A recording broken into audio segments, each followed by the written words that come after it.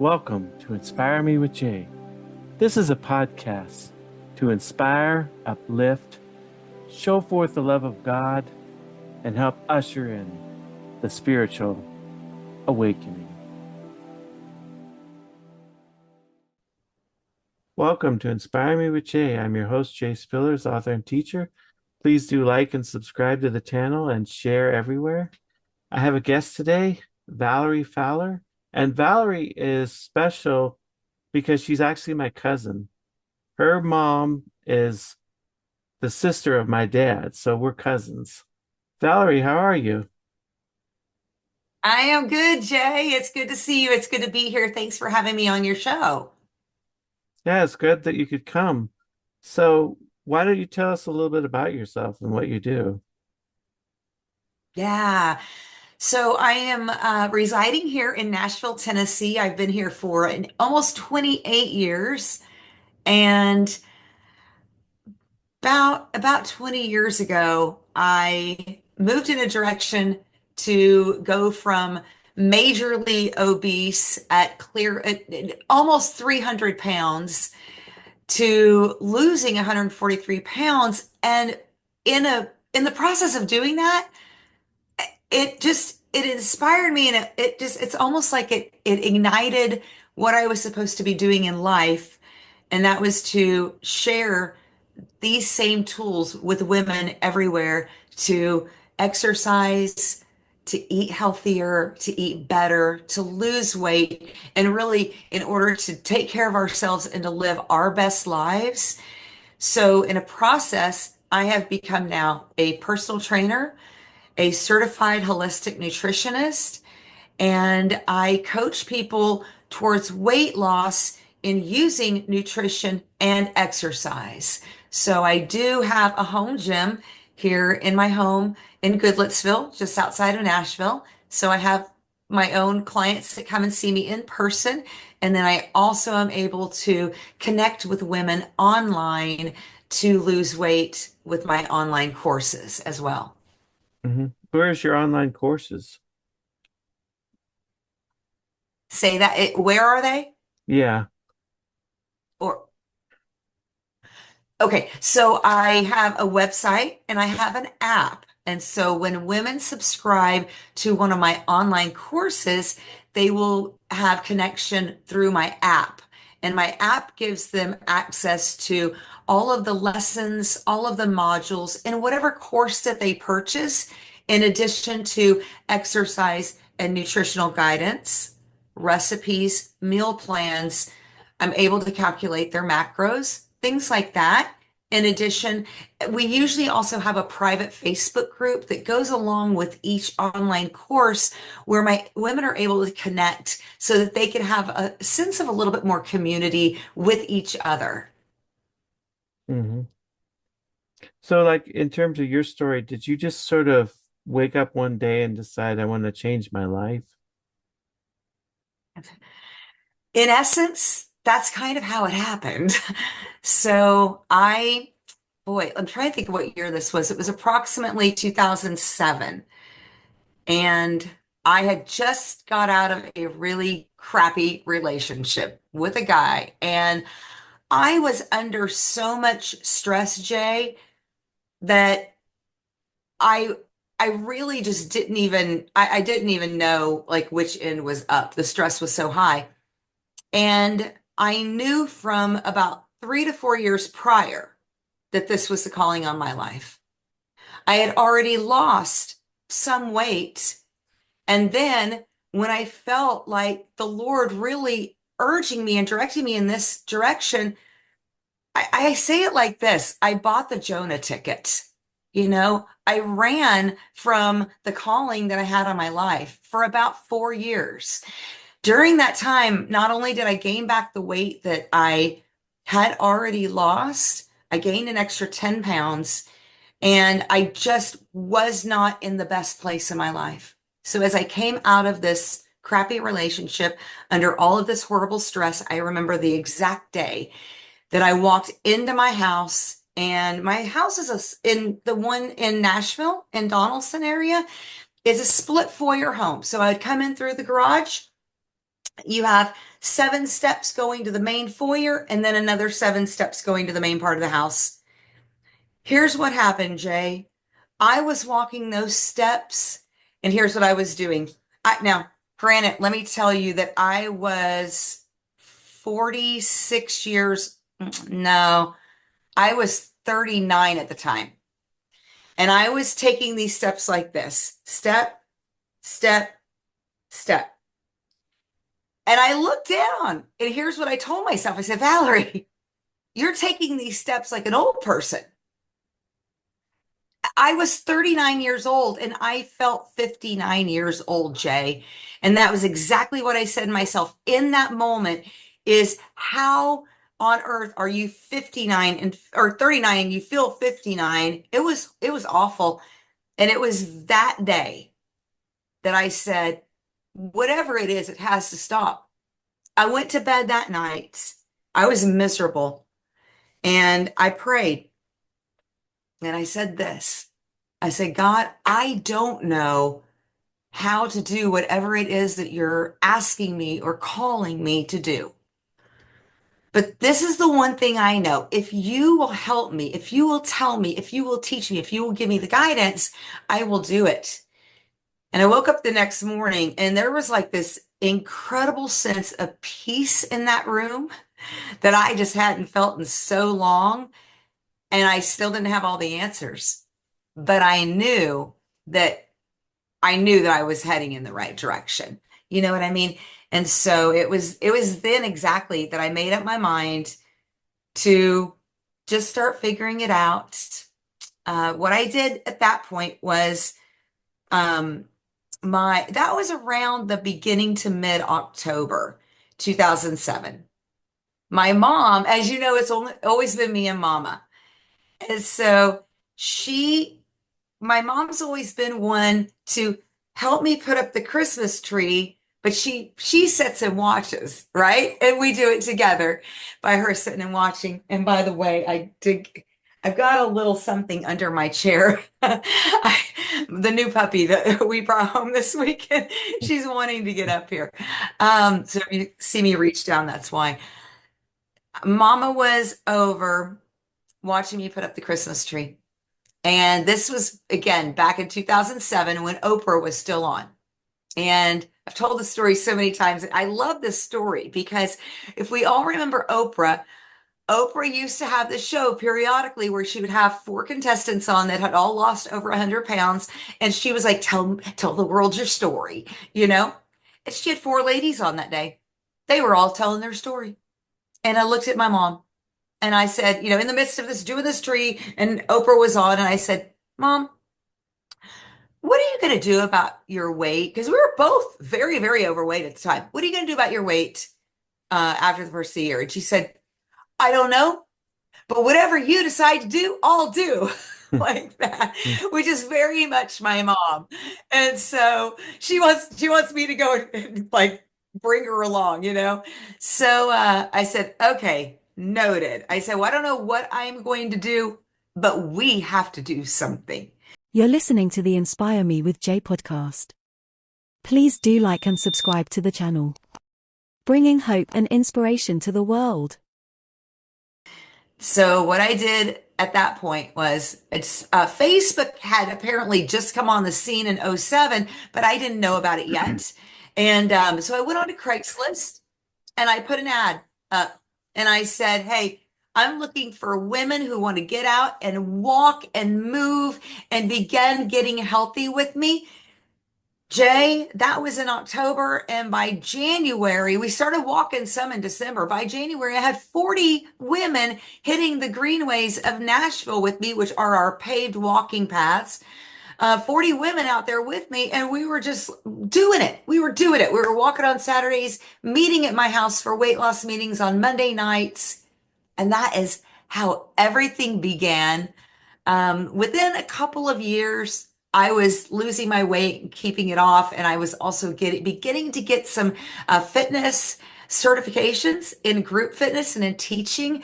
And at that point, I became more of just a leader or a facilitator for them. They started calling me coach, and I started, working part-time at the YMCA as a group fitness instructor. And that's how it all began. And now I have completely self-employed. I've moved away from the YMCA just in the last few years.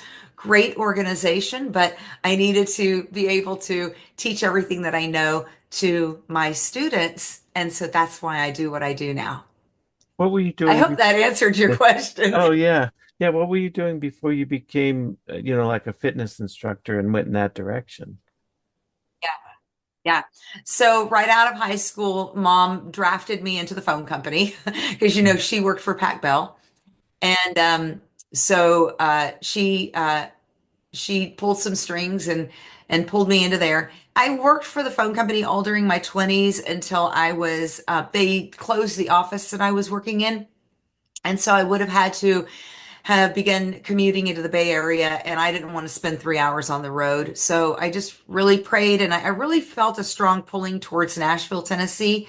This was in my late 20s, and I moved here at 29 years old. And it was the best experience of my life, the hardest year, but the greatest experience. When I got here, I didn't know what I was going to do with my job because all I had known so far was the phone company. And when I got here, I knew in my heart that I wanted to go into print and publishing and books, but I didn't know how to make that happen. But God had it all sorted out, and I got a call right after getting here, and it was from a headhunter here in Nashville, and he says it was a guy named John Lowe. Still remember his name.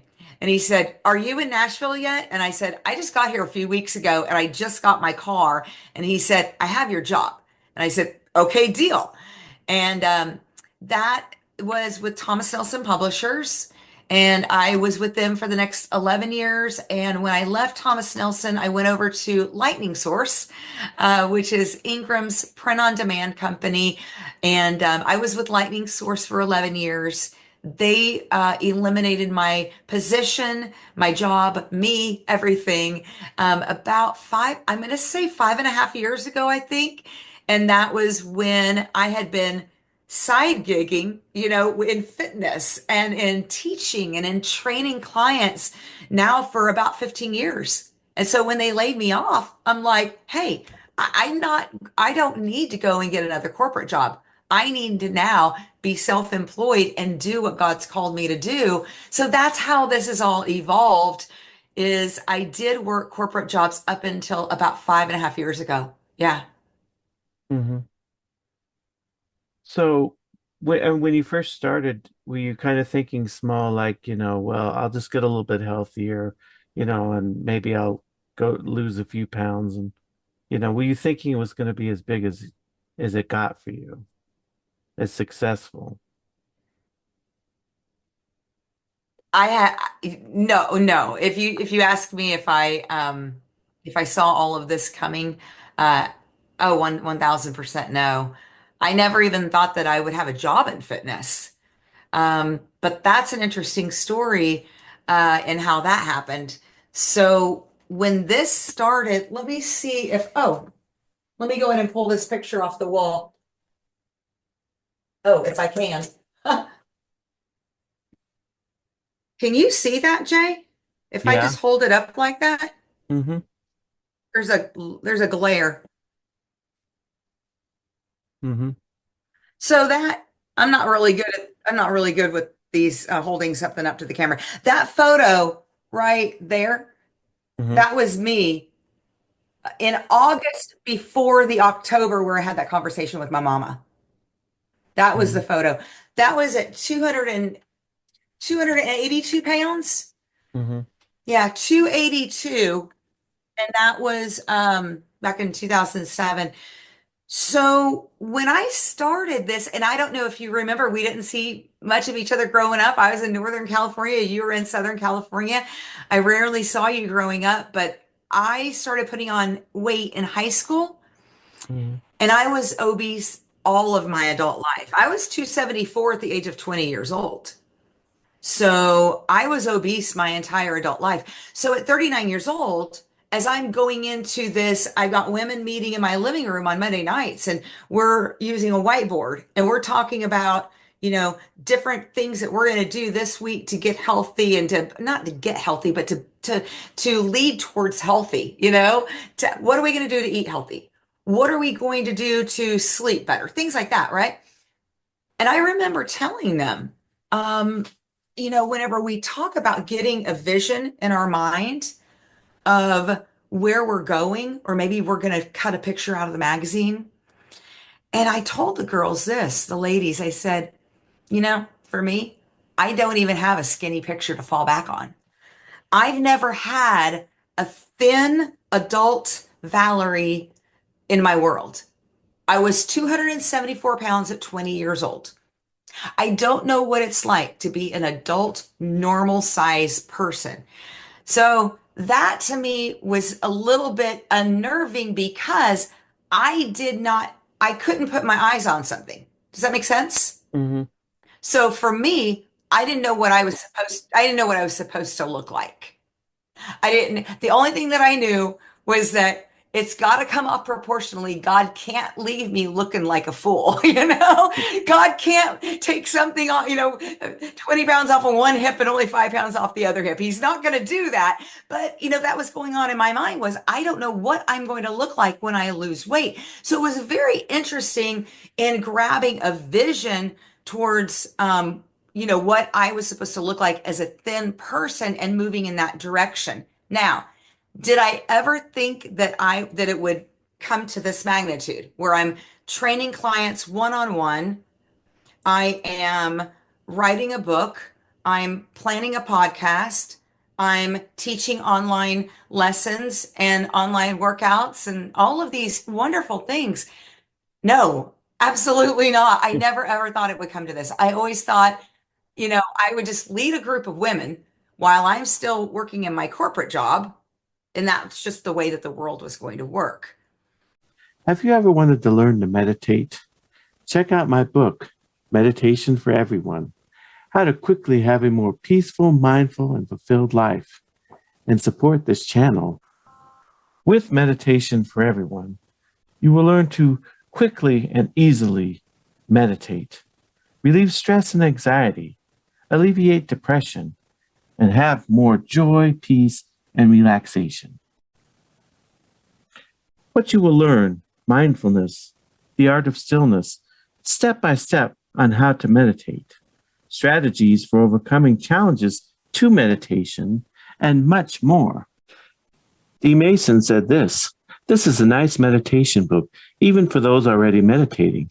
I agree with the statements that it will help to have a more peaceful, mindful, and fulfilled life.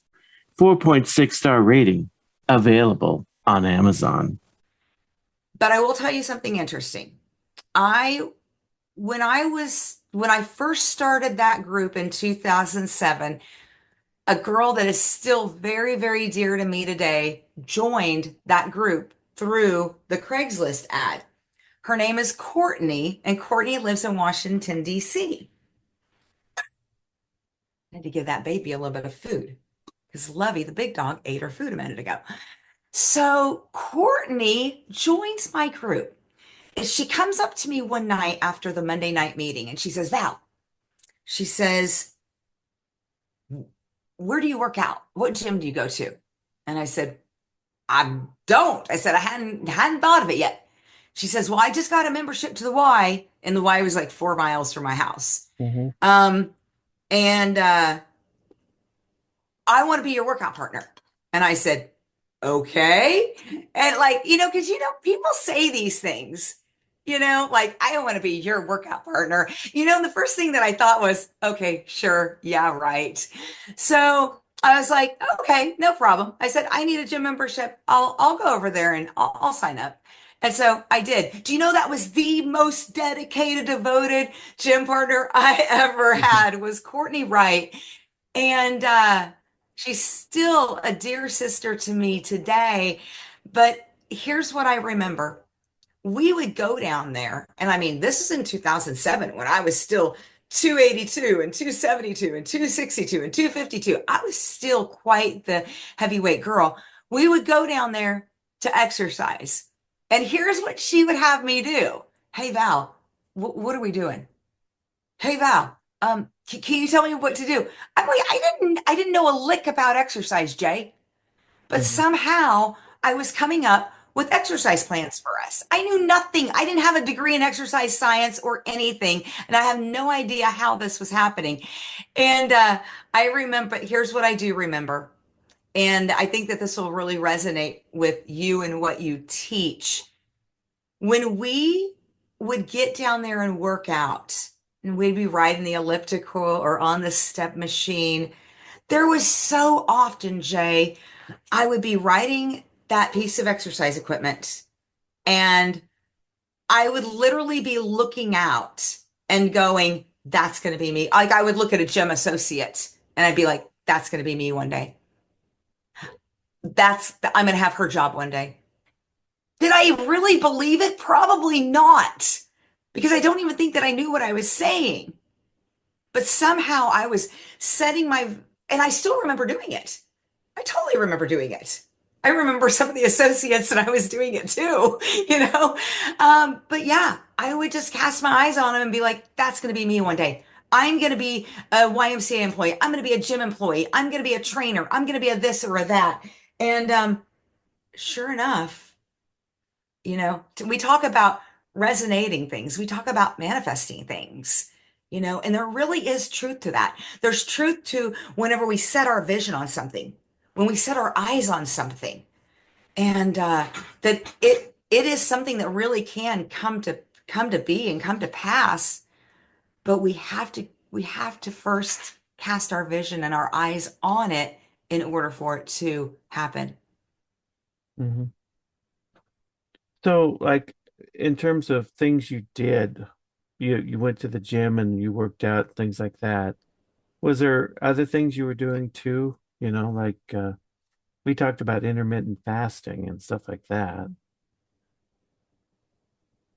So there were things that I did, and I'll be honest with you, I intermittent fasting was not a term that was publicly recognized and talked about back in 2007. So I am saying now that I did intermittent fasting, but I had to research it over the years before it became a term to understand what I was doing.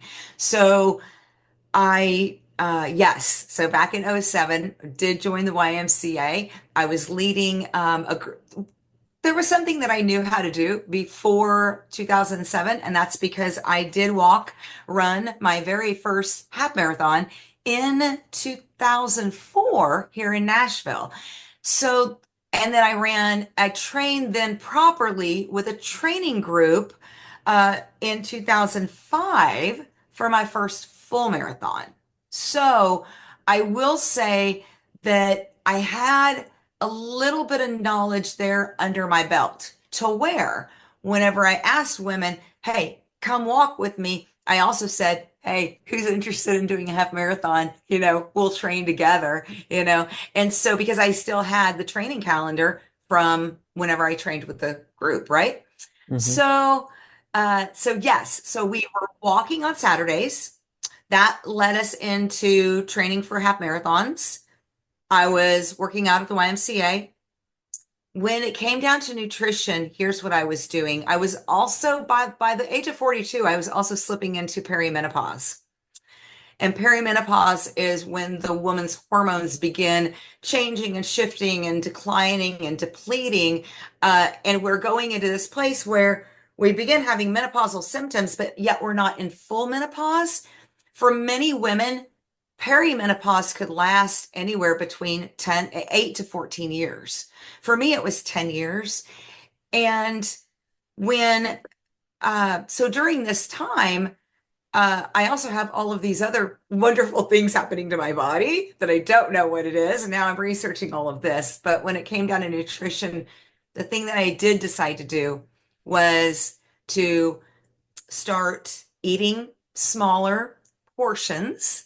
So if I went out to a restaurant, the time that I ordered my food, I was also saying, please bring me a to-go box because I knew half or more than half of it was going to go into a to-go box. When I was eating at home, it was from a smaller plate, unless it was a salad, and then it was in a big fat bowl because I love a big salad. So I definitely was changing the way that I was eating. I wasn't eating past 4 o'clock at night. I was uh, really, really decreasing the unhealthy carbs, starchy carbs, breads, pastas, potatoes, things like that. Um, Getting more carbs from just a small portion of like either rice, sweet potato, things like that. But then we really can bulk up so greatly on vegetables and the carbs that we get from vegetables. So I really began shifting my mind around food. Eventually, I moved away from dairy. I don't eat a lot of meat, and that happened naturally. Most of my cousins think that I am vegan or vegetarian, just because they watch me eat, but yet I am really not. I don't keep those foods at home. And so I very rarely eat meat. So this was happening at the same time too. And it really showed me, Jay, that there is a there's a nice balance and combination that has to have happen here. We really need nutrition to be very strong in our lives, and we need exercise to be strong in our lives. One gets us strong and fit, and the other one gets us really, really healthy and prime for, a long life and longevity. The two of them combined really make an amazing balancing act that can cause a person's body to lose not only excess fat and excess weight, but it can strengthen our mind and our gut health and so many other things about our bodies to where we're living our best life. Mhm. I spent several years of my life stressed, anxious, and depressed. I needed to find something that would make my life work. For me, that was meditation. With meditation, I found the peace of mind that I was looking for.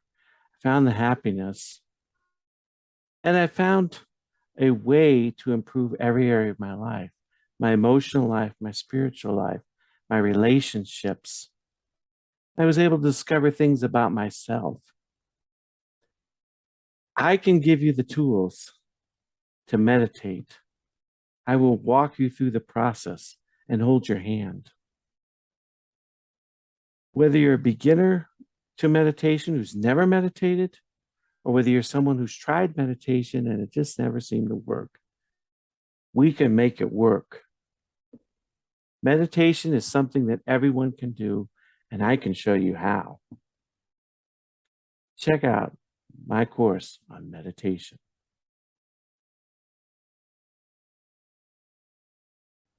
So you had a spiritual relationship before all of this happened, because you were, Yeah. in tune with God. So how did that happen? You mean my relationship with God? Yeah. Yeah, no, so mama raised me in church. And so I was going to church from before I was even born. And I was 6 years old whenever I actually asked the Lord to come into my heart. And I remember specifically where it was. We went to a little Pentecostal church, and it was part of the Pentecostal Church of God organization. And so periodically they would have these fellowship rally things. I don't know what they called them. And where the churches would all maybe once a quarter. I was a kid. I don't remember how often it was. Periodically, all the churches would go like to one church on a Saturday and have like a big giant service. And I think they called it a rally, but I'm not really sure. And I remember specifically somebody actually took a picture of me kneeling down at the altar that day. And I remember the dress I had on. And I remember that I was 6 years old. And that was the day that I asked Jesus to come into my heart. And so after that, I really always walked really close with the Lord. I always was um, just really in tune to the Holy Spirit and to his leading. And yeah, I just again, I always felt like his promptings and his leadings. So whenever in 2007, when I felt really led to go in this direction. I knew that that was exactly what I was supposed to do, and that's the reason why I can very honestly say that I definitely was taking the Jonah road, during from 2004, 2000, I think it was 2004, 2005, up until 2007, because I was acting in such, I don't want to say disobedience, but in essence, if you're not obeying, then you're in disobedience, right? And so, in essence, I was, because I was not following what I was supposed to do in my life. And that was to get my weight under control, to get my eating under control, to get my life under control. Yeah. Hmm. So it's sort of like you not only got your life transformed, but you got a calling in the process. And that's what you're trying to live out now Yeah. is the calling. Yeah. Hmm. Yeah. Yeah, yeah, I've been thinking about that actually a lot the last several weeks as I talk to my clients and different people that come into my world. I feel like if we as just humans, if we would become in tune with the Spirit, with Holy Spirit, with God, with universe, whatever you want to call our higher being, our, the leader that created us, if, which I call him God, if we're really in tune, we all should be walking out our calling in life.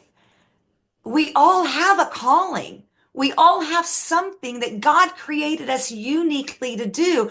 But what is it?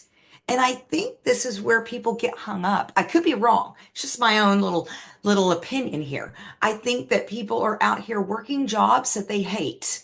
They're in marriages that they're so dysfunctional, and they're under all of this stress in their lives.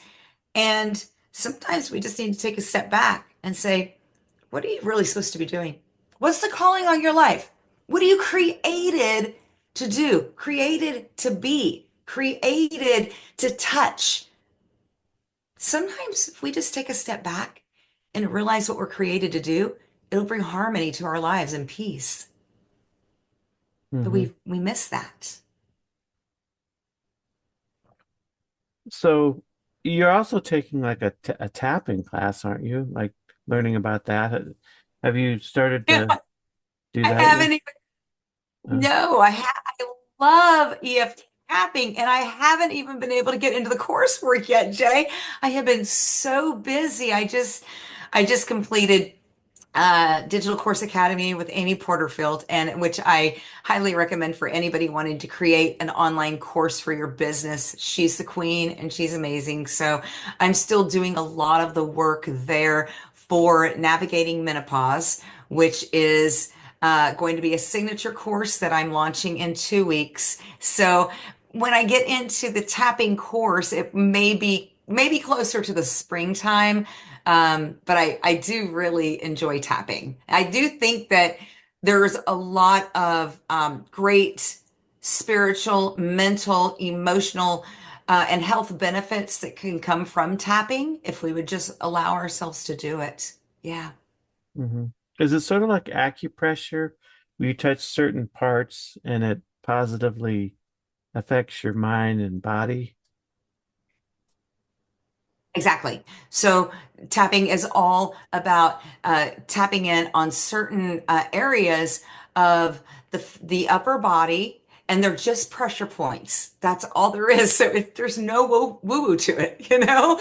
Some people, when they hear about it, they're like, "Oh my gosh, that's woo-woo," and I'm like, "No, it's not. If you can go to acupuncture, if you can get a massage, if you can go to the chiropractor, you can do EFT tapping, you know." Hmm.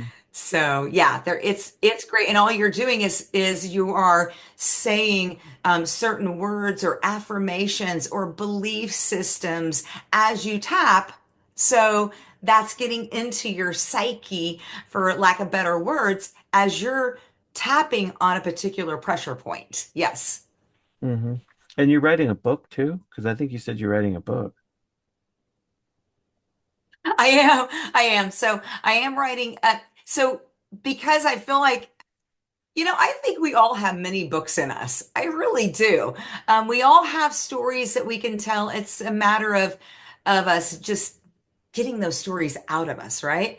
And so I began writing a book last year, which is really going to be just the beginning of my story and just some basics, just some really simplifying weight loss. I think a lot of women get scared because they're like, oh my gosh, it's going to be overwhelming. It's going to be difficult. Somebody's going to yell at me. And if they don't yell at me, then it's not going to work. I'm talking about like, those trainers that yell at people. Mhm. And sometimes women are like, we get intimidated. We're like, oh, I don't want to do it then. It's overwhelming. It's difficult. It's this, that, and the other. And also, women get into this place of, I don't know what to do. A lot of people can't just walk into a gym and naturally know what to do the way that I did back in 2007. A lot of women can't do that. A lot of men can't do that. They think they can and they try to, and then they get themselves hurt. But that's because men don't like to ask questions. They just like to go and figure it out. Women, on the other hand, a lot of women, most women like to be guided. We like to connect with other women, to be friends, and kind of tackle weight loss that way. And so that's what I'm here to do. I'm like, I'll be your coach and your buddy all at the same time. Mhm. But yes, we do, lose weight um, easier if we have like a rallying team around us, and also if we know just basic, simple steps. So what I'm doing with this book is I'm taking basic, simple steps, and I'm saying, look, this is just your basic steps to weight loss. You don't have to make it hard. You don't have to hire a trainer. You could just follow these simple steps and begin losing weight. So that hopefully will be out printed. I'm hoping in the next few months, once I get navigating menopause, I want to get all of the rest of the material created for this online course before I finish up the book. Okay. Yeah, so I think we're probably gonna run out of time in a few minutes. Do you want to leave us with like one final word that you'd like to leave with the audience? Yeah. Yeah. Yeah. If I was to tell you one final word that would come to my mind right now, and none of this was rehearsed, I didn't know what Jay was going to ask me today, it would be to step out, to stop holding yourself back, stop being scared to take that leap. We stay back and we don't take the leap of faith. We get scared and we stay hidden, we stay reclused, we stay in our house, whatever it is. And now with a lot of women working from home, it's even easier for them not to get out. I'm telling you, get out, even if it is a connection online. Even if you don't go to the gym or don't hire a trainer, reach out to me on Facebook or social media, you know, reach out to somebody and say, hey, you know what? I need an accountability buddy. Do you want to just go walking around the neighborhood today? You don't know what other friend needs you to call them today to say those exact words. Because as you're sitting in your house, feeling stressed, frustrated, that you don't know the answers, Susie, your friend around the corner, is also saying the exact same thing. And she's praying for somebody to call her and say, hey, let's get out and walk. So that's my word is just get out, do something, just move. Yeah, well, thanks for coming on today. It was a pleasure to have you. Oh, Jay, thanks so much. It's great being here, sir.